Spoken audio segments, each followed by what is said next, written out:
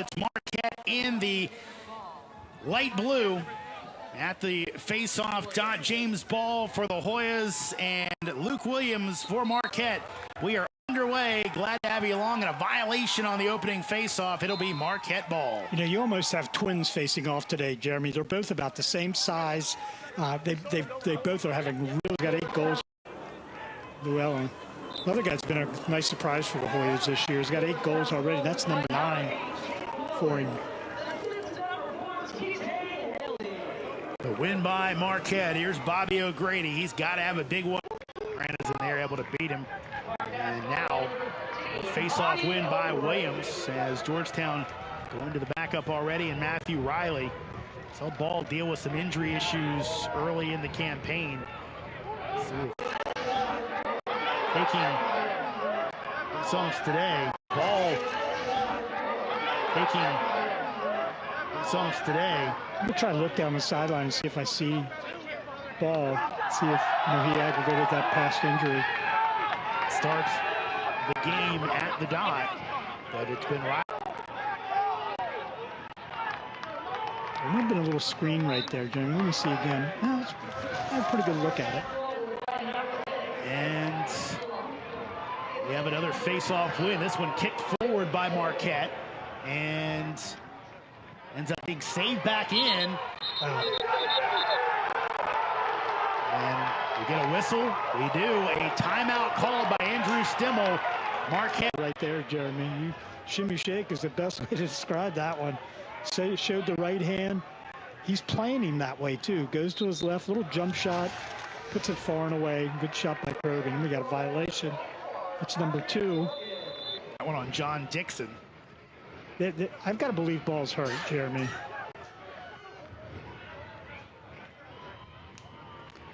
Ball's 61% on the year at the face-off dot for the Hoyas. So I'm looking down there right now. I don't see her free. Shoots low and away. Well, let me check that again. Does he shoot low and away? I'll tell you what, Earl, as again, face-off win for Marquette. And now a takeaway by Halpert.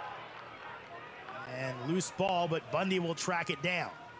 See, and that's the thing. If you're not winning directly, if you're not winning the face-off right away, Jeremy, for Vidaro, you get the ball on Vidaro's stick, he's going to finish. Good face-off win. The shot goes off the pipe, high over into the bench. That's going to stay Marquette ball.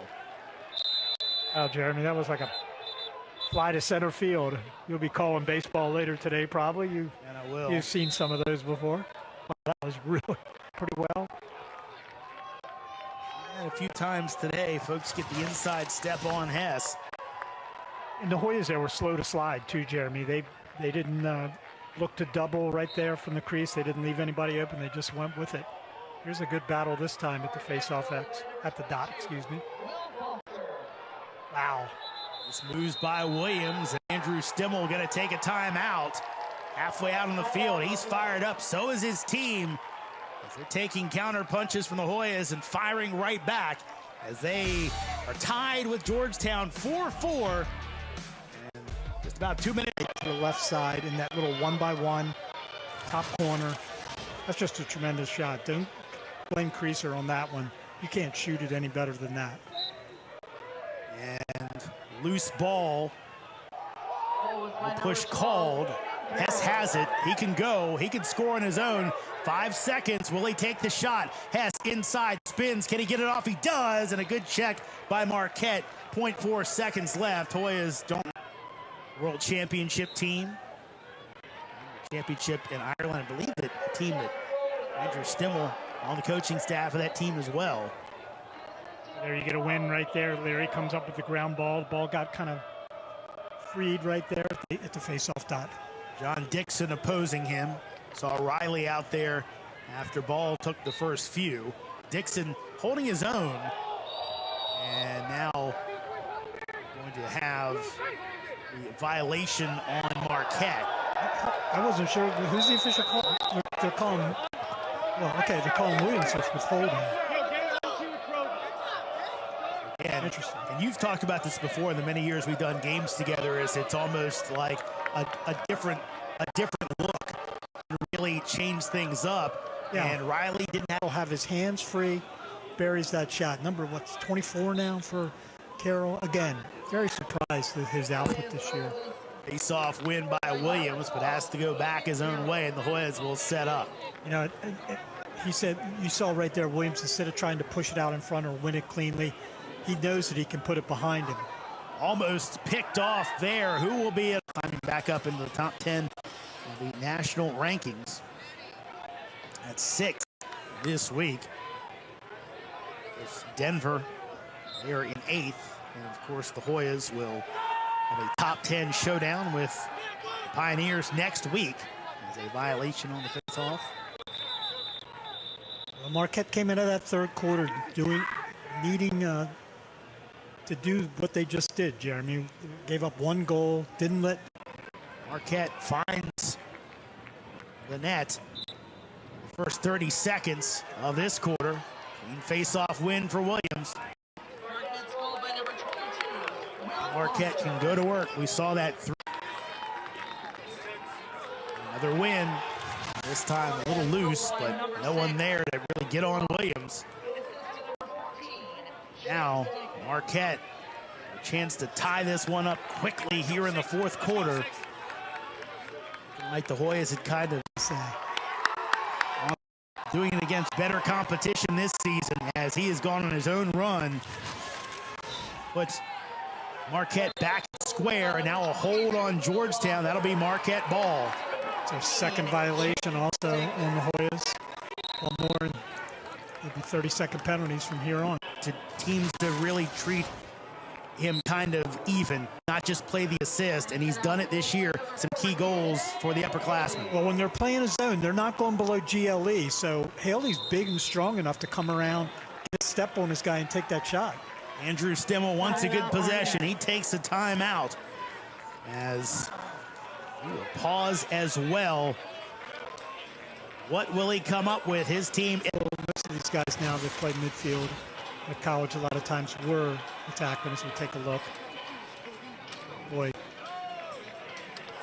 that was almost a change-up off the... Krogan had to stretch out all 5'10" to get that one in the cross. Yeah. And just able to beat Creaser for a goal. Back to a 2-goal advantage for the Hoyas. Just over 6.5 to go. Paddled forward to Woodward. And again, talk about it. Woodward so key on the wings for Marquette. But he trusts his back there, Jeremy. 1, 2, 3.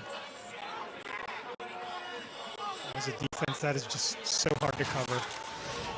Give credit to the EMO unit for the Hoyas right there with great ball movement. 3 seconds left on the penalty. So Hoyas scoring with the man up. And now it'll be, I believe, erased with the goal. Officials looking up the scoreboard, and it will. So Hoyas score with the 3 seconds left on the man up. Williams with a crucial face-off win as he went against Halpert, the long pole. Hoyas just trying everything they can. So he's the one guy in the Hoyas you don't leave him time and space. Darrow likely going to see his hat-trick streak go by the wayside. Last 4 games, at least 3 goals for the transfer. I think he'll settle for 2 and a Hoya win. Most definitely. That's the way the Golden Eagles definitely had the Hoyas on the ropes at times today. With his hips, pulled back inside, he finishes that shot. That's just a great offensive move right there by Foster. God, he came into this game with 9 goals, Jeremy. He put 5 on the board today. More opportunity for Foster. That's why the game's not over when you